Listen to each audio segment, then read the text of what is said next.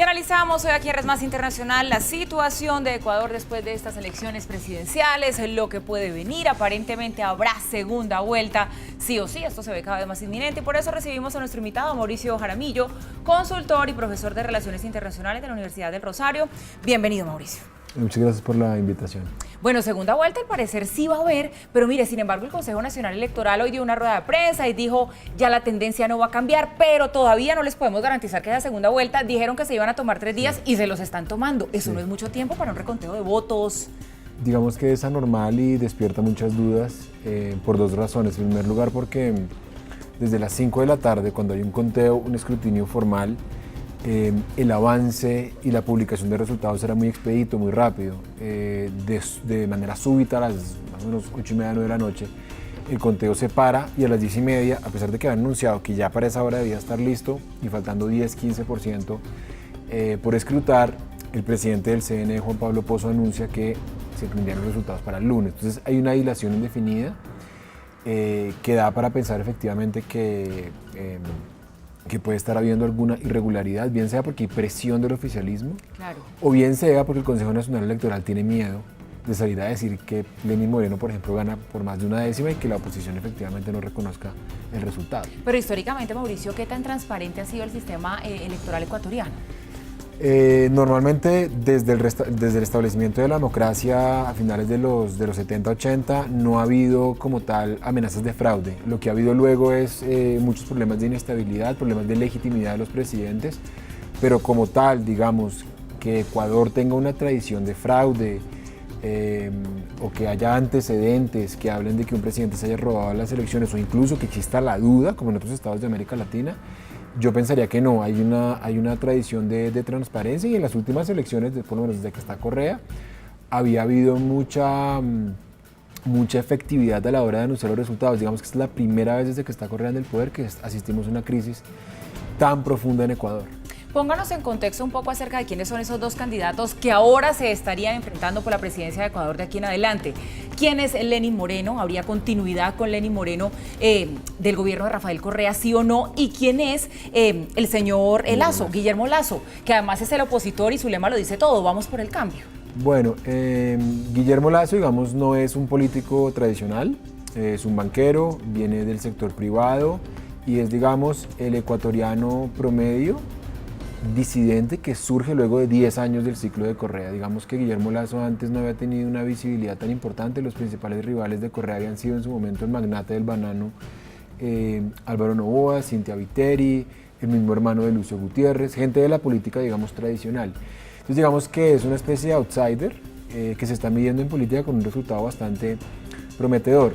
Al ser un banquero, hay mucha gente que no le perdona todavía lo que fue la crisis financiera del 99, que fue en buena medida para muchos por culpa de la banca privada. Tiene un perfil de empresario al estilo Piñera, al estilo Macri, ha hablado de incorporar a Ecuador a la Alianza del Pacífico, distanciarlo de la UNASUR, distanciarse de Venezuela, digamos una renovación, un cambio total. En el otro lado encontramos a Lenín Moreno, ex vicepresidente de Rafael Correa. No habría continuidad del todo con Lenín Moreno, digamos que habría continuidad de las líneas generales, pero no habría continuismo, fue lo que quise decir. Lenín Moreno tiene una personalidad muy diferente a la de Rafael Correa, no es, digamos, un tipo workahólico que duerme 3 horas, que está encima de las obras, no es confrontacional, es un tipo de consenso, es un tipo de diálogo. De hecho, ha participado en terapias con la risa para curar a la gente.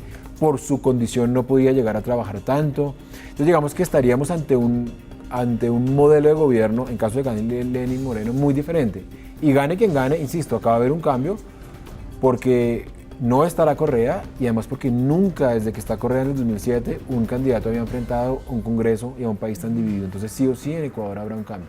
¿Y a quién le conviene más el tema de las alianzas, mejor, de la segunda vuelta? ¿Cómo se moverían las alianzas allí? ¿Quiénes se irían con quién y quién estaría más favorecido si hay una segunda vuelta? En la segunda vuelta, sin duda alguna, quien sale favorecido es la oposición. El gobierno, la apuesta era ganar en primera vuelta, obtener ese 40% y 10 puntos por encima de Guillermo Lasso, porque saben que en la segunda vuelta puede ocurrir algo muy similar a lo de Argentina. Argentina, Daniel Scioli ganó la primera vuelta con relativa holgura, con menos que Lenin, con 34%. Y en la segunda vuelta se impuso la lógica de todos contra Scioli, todos contra el oficialismo. Acá es lo que puede pasar en Ecuador. Las alianzas, hasta ahora Viteri ha dicho que ella va a apoyar, quien llegó en tercer lugar con un 15-14%, va a apoyar a Guillermo Lasso. Y el único candidato del que se podría llegar a pegar, digamos, el oficialismo, aparte obviamente de Lenín Moreno, es Paco Moncayo, que es centro izquierda, aunque todavía no ha anunciado que le endosaría sus votos a Lenin y quién sabe si lo haga. Entonces al gobierno le queda una tarea, digamos, cuesta arriba, por lo que se ha dicho el Consejo Nacional Electoral, por las amenazas de fraude, por no haber podido ganar en primera vuelta y porque va a prevalecer un poco la lógica de todos contra el oficialismo.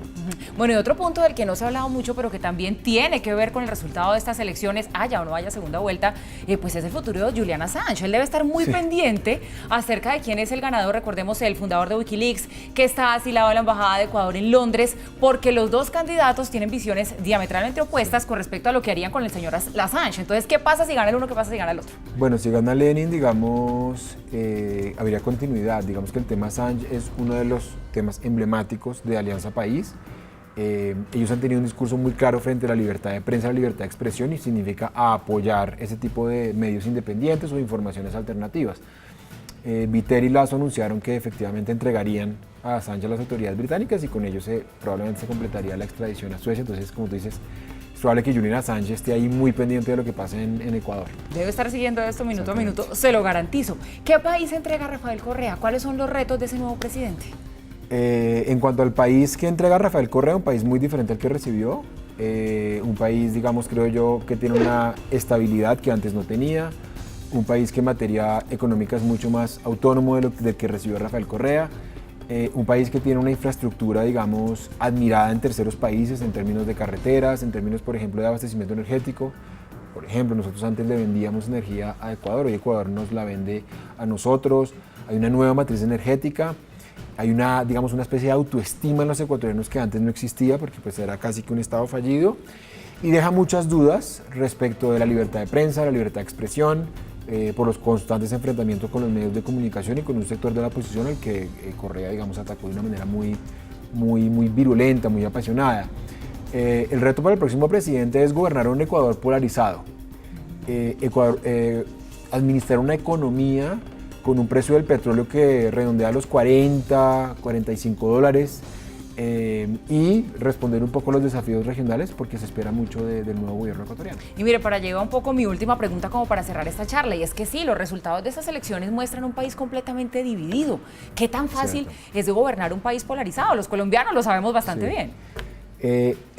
Gobernar Ecuador polarizado es muy difícil y los antecedentes de Abdalá Bucaram, Yamil Maguad y Lucio Gutiérrez no son prometedores. Ahora, este es un Ecuador mucho más institucionalizado que el Ecuador de antes de 2007, entonces yo pienso que el reto es enorme, pero seguramente que quien llegue tendrá que gobernar con una unidad nacional suficientemente generosa.